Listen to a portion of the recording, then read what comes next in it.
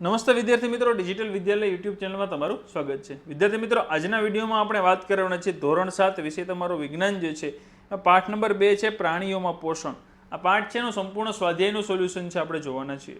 આગળના વિડીયોમાં આપણે છે પહેલા પાઠનું સોલ્યુશન છે જોઈ ચૂક્યા છીએ. તમારે જોવાનું લખવાનું બાકી હોય તો ખાસ જોઈ લેજો. આજના પાઠમાં છે એ આગળ વધીએ, બરાબર? તો આગળ વધીએ પહેલાં તમે ચેનલમાં નવા છો ને હજી સુધી ચેનલને સબસ્ક્રાઇબ નથી કરેલી તો આપણી ચેનલ છે એને સબસ્ક્રાઇબ કરી નાખો અને બાજુમાં બેલ આઇકન છે દબાવી દો, જેથી કરીને જે પણ નવું સોલ્યુશન આવે, નવો પાઠ આવે, કંઈ પણ નવો વિડીયો આવે તરત તમારા સુધી પહોંચી જાય, બરાબર? ચાલો હવે આપણે પાઠ નંબર આપણો બીજો જે છે કે ભાઈ પ્રાણીઓમાં પોષણ, એ પાઠનું છે એ ક્વેશ્ચન 1 છે, જોઈએ ખાલી જગ્યા પૂરવાની છે. એમાં પહેલું છે કે ખાલી જગ્યા આપેલી છે અને એ મનુષ્યના પાચન માટેના મુખ્ય તબક્કા. તો શું છે સૌથી મુખ્ય તબક્કા? પહેલાં તો ગ્રહણ કરવું એટલે કે અંતઃગ્રહણ, પછી એનું પાચન થવું, પછી એમાંથી શોષણ થવું, પછી સ્વાંગીકરણ થવું અને મૂળોત્સવ થવું. આ મુખ્ય પાચનના તબક્કા છે, બરાબર? બીજું છે ખાલી જગ્યાએ મનુષ્યની સૌથી મોટી ગ્રંથિ છે. તો સૌથી મોટી ગ્રંથિ કઈ છે? તો કે યકૃત જે છે એ મનુષ્યની સૌથી મોટી ગ્રંથિ છે. ત્રીજું, જઠર હાઇડ્રોક્લોરિક એસિડ અને ખાલી જગ્યા રસીનો સ્ત્રાવ કરે છે જે ખોરાક પર કાર્ય કરે છે. તો કે હાઇડ્રોક્લોરિક એસિડ અને પાચક રસો છે, બરાબર? અહીંયા પાચક રસો, રસીની જગ્યાએ શું આવશે? પાચક રસોનો સ્ત્રાવ કરે છે જે ખોરાક ઉપર કાર્ય કરે છે. એના વગર થાય નહીં, પાચન ન થાય. ચોથું, નાના આંતરડાની અંદરની દિવાલમાં ઘણા આંગળી જેવા પ્રવર્ધો આવેલા છે જેને શું કહેવાય? રસાંકુરો કહેવાય. શું કહેવાય? રસાંકુરો. રસાંકુરો કહેવાય છે, બરાબર? ચાલો પાંચમું, અમીબા ખોરાકનું પાચન શેમાં કરે? તો કે અન્નધાનીમાં કરે છે. શેમાં કરે છે? અન્નધાનીમાં પોતાના ખોરાકનું પાચન કરે છે. ક્લિયર? ચાલો બીજું છે ક્વેશ્ચન કે સાચા વિધાન સામે ટી અને ખોટા વિધાન સામે એફ પર નિશાની કરો. હવે સ્ટાર્ચનું પાચન જઠરમાં થાય છે તો આ વિધાન કેવું છે? ખોટું છે. બીજું, જીભ ખોરાકને સાળ રસ આપે છે તો આ વિધાન કેવું છે? સાચું છે. ત્રીજું એટલે કે લાળ રસ, પિત્તાશય થોડા સમય માટે પિત્તરસનો સંગ્રહ કરે છે. વિધાન કેવું છે? સાચું છે. વાગોળનાર પ્રાણીઓ ગળી ગયેલું ઘાસ મોંમાં પાછું લાવે છે અને થોડા સમય માટે ચાવે છે તો વિધાન કેવું છે? સાચું છે, બરાબર? કારણ કે ચાવે, પાછો લઈ આવે અને ચાવે, કારણ કે એ પાચિત ન હોય. પહેલાં ખાવા માટે સ્પીડમાં જેટલું હોય એટલું બધું એકારે ખાઈ લે, પછી બેસી જાય અને એને પચાવે. ક્વેશ્ચન નંબર 3 છે સાચો વિકલ્પ પસંદ કરો.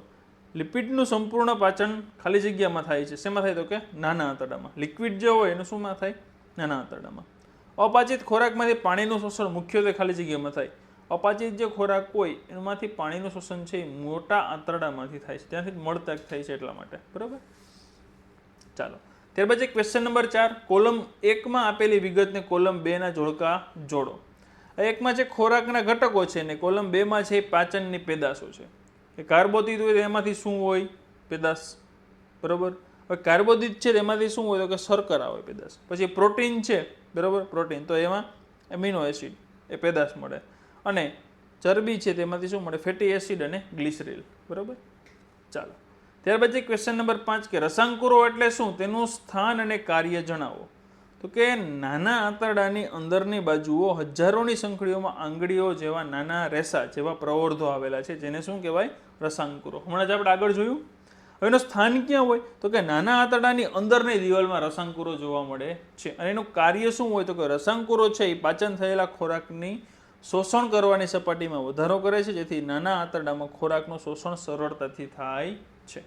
ક્લિયર? ચલો આ એનું સ્થાન અને મુખ્ય કાર્ય.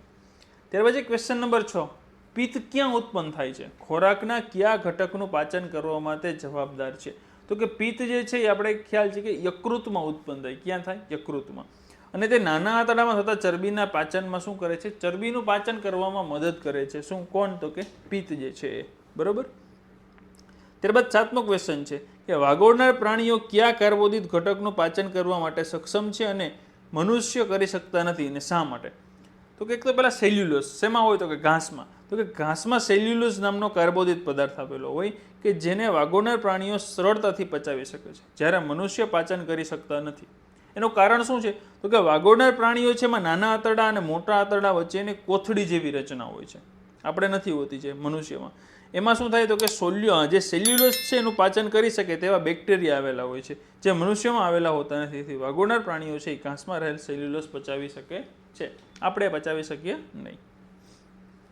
તે પછી ક્વેશ્ચન નંબર 8 કે આપણને ગ્લુકોઝમાં શા માટે તાત્કાલિક ઉર્જા મળે છે? ગ્લુકોઝ જે છે એમાંથી શા માટે તાત્કાલિક ઉર્જા મળી જાય? આપણે બાટલો ચડાવી ઇન્જેક્શન લઈએ, અસર તરત થવા માંડે એની શરીરની અંદર. શું કામ? તો કે ગ્લુકોઝ જે છે એ કાર્બોદિતનું સરળ સ્વરૂપ છે. કાર્બોદિત જે પદાર્થ છે એનું કેવું છે? સરળ સ્વરૂપ, તરત ભળી જાય. તેથી ગ્લુકોઝને ખોરાકમાં લેવાથી તેને પાચનના તબક્કામાંથી પસાર થવું પડતું નથી. ખોરાક મોંમાં જાય, લાળરસ ભળે, અન્નળીમાં જાય, જઠરમાં જાય, ત્યાંથી વલોવાય, પછી અલગ અલગ નાના આંતરડામાં જાય, મોટા આંતરડામાં જાય, પછી બીજા બધા ભાગોમાં પહોંચે. આ એક પ્રક્રિયા થાય કે જેના માટે ખોરાક પાચન માટે 3 કલાક જેટલો સમય લાગે, બરાબર. પણ આ જે છે એ સરળ સ્વરૂપ છે ગ્લુકોઝનું, એટલે એને એક પણ તબક્કામાંથી પસાર થવું પડતું નથી. તે સીધું જ શેમાં ભળે? તો કે રુધિરમાં શોષાઈ જાય. ડાયરેક્ટ છે એ રુધિરમાં શોષાઈ જાય, એટલે કે લોહી હારે ભળી જાય. ગ્લુકોઝ રુધિરમાં ભળી શરીરના કોષોમાં ઓક્સિજન સાથે મંદ દહન પામી શક્તિ મુક્ત કરે છે, જેથી આપણને તાત્કાલિક ઉર્જા મળે છે, બરાબર. એનું એ કારણ છે. હવે ક્વેશ્ચન 9 છે કે આ પ્રક્રિયામાં પાચન માર્ગનો કયો ભાગ સમાયેલ છે? ખોરાકનું શોષણ તો કે શેમાં થાય? તો કે નાના આંતરડામાં. પછી ખોરાકને ચાવવાની ક્રિયા શેમાં થાય? તો કે મુખમાં થાય. બેક્ટેરિયાને મારવાની ક્રિયા તો કે જઠરમાં. ખોરાકનું સંપૂર્ણ દહન ક્યાં થાય? તો કે નાના આંતરડામાં. અને મળ નિર્માણ ક્યાં થાય? તો કે મોટા આંતરડામાં, બરાબર. ક્યાં છે એનો ભાગ સમાયેલો છે આપણે કહેવાનું હતું, બરાબર. ચાલો, ત્યારબાદ છે ક્વેશ્ચન નંબર 10. અમીબા અને મનુષ્યના પાચનમાં એક સામ્યતા અને જુદાપણું સમજાવો. ચાલો, હવે સામ્યતા શું છે અમીબા અને મનુષ્યમાં? તો કે બંને ખોરાક ગ્રહણ કરે છે, પછી પાચક રસો દ્વારા ખોરાકનું પાચન કરે છે, પચેલા ખોરાકનું શોષણ કરીને અપાચિત ખોરાક શરીરમાંથી નિકાલ કરે છે. આ સામ્યતા એટલે સરખું. મનુષ્ય પણ આ કરે છે અને અમીબા પણ આ જ પ્રક્રિયા કરે છે. હવે જુદાપણું શું છે? તો કે અમીબા છે એ એક કોષી પ્રાણી છે અને મનુષ્ય છે એ બહુકોષી છે, એક કરતાં વધારે કોષોનું છે. તેને જેમાં જુદા જુદા પાચન અંગો આવેલા હોતા નથી, બરાબર. એને જુદા જુદા પાચન અંગો આવેલા હોય છે, આપણે એવું હોતું નથી મનુષ્યમાં, બરાબર. ત્યારબાદ છે ક્વેશ્ચન નંબર 11. કોલમ 1 માં આપેલી વિગતોને 2 ના જોડકા સાથે જોડો. ચાલો, કોલમ 1 માં છે કે લાળ ગ્રંથિ છે, બરાબર. એમાંથી શું સ્ત્રાવ થાય? તો કે લાળ રસનો સ્ત્રાવ થાય. જઠરમાં તો કે જઠરમાં એસિડનો સ્ત્રાવ થાય, હાઇડ્રોક્લોરિક એસિડ, જે ખોરાકના પાચનમાં મદદ કરે છે.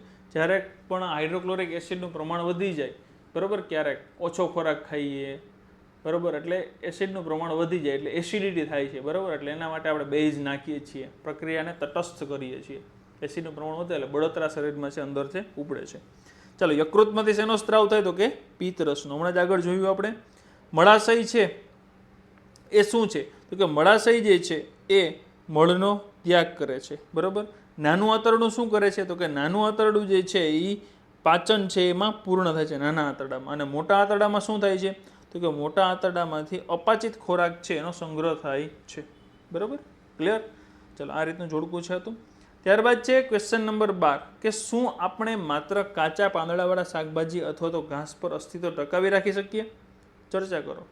તો કે માત્ર કાચા પાંદડાવાળા શાકભાજી અથવા તો ઘાસ છે એ શું કરે? સેલ્યુલોઝ ધરાવે.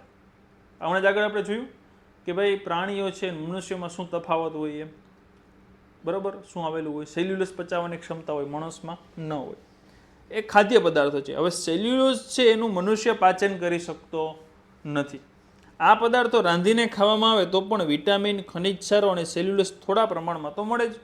ખોરાકના બધા જ ઘટકો છે એમાંથી મળી રહેતા નથી, જેવા કે કાર્બોદિત, ચરબી, બીજું પ્રોટીન છે, જેના વગર જીવવું છે એ અશક્ય છે. એટલે આ વસ્તુ છે ખાલી એની ઉપર આધારિત રહી શકીએ નહીં, બરાબર.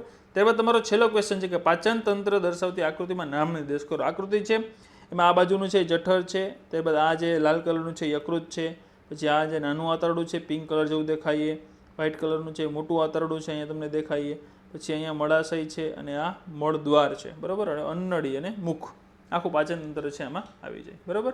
ક્લિયર? ચાલો, અહીંયા તમારું ચેપ્ટર નંબર 2 જે છે પ્રાણીઓમાં પોષણ, એનું સંપૂર્ણ સોલ્યુશન છે અહીંયા પૂરું થાય છે. હજી પણ આમાં કાંઈ ડાઉટ હોય, કાંઈ ન સમજાતું હોય, ન આવડતું હોય તો ખાસ કોમેન્ટ બોક્સ છે એમાં કોમેન્ટ કરીને જણાવી દેજો, જેથી તમને તેનો રિપ્લાય પણ મળી જશે અને સોલ્યુશન પણ મળી જશે, બરાબર. અને બીજું કે તમે ચેનલમાં નવા છો ને હજી સુધી આપણી ચેનલ સાથે જોડાણા નથી, ચેનલને સબસ્ક્રાઇબ નથી કરેલી, તો આપણી ચેનલ છે ને અત્યારે જ સબસ્ક્રાઇબ કરી નાખો અને બાજુમાં બેલ આઇકન છે એ પણ દબાવી દો, જેથી કરીને જેવો પણ તમારા ધોરણનો કાંઈ નવો વિડીયો આવે તરત તમારા સુધી પહોંચી જાય, બરાબર. ચાલો, અને વિડીયો છે મેક્સિમમ તમારા બધા મિત્રો સુધી શેર પણ કરવાનો છે, જેથી એને પણ સંપૂર્ણ માહિતી છે મળી જાય. બરોબર, ચાલો મિત્રો મળીએ આપણે નવા વિડીયોમાં. ત્યાં સુધી આવજો મિત્રો. જય હિન્દ, જય ભારત.